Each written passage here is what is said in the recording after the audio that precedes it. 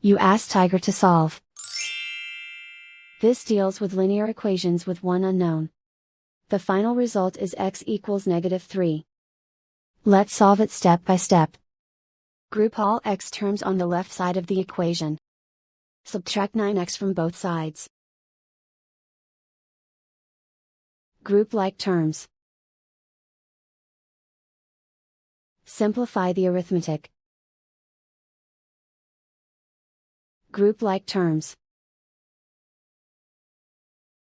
Simplify the arithmetic. Group all constants on the right side of the equation. Subtract 12 from both sides. Simplify the arithmetic.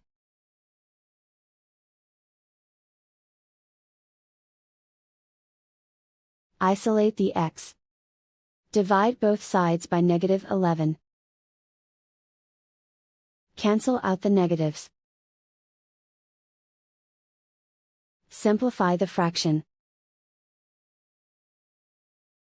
Move the negative sign from the denominator to the numerator. Find the greatest common factor of the numerator and denominator.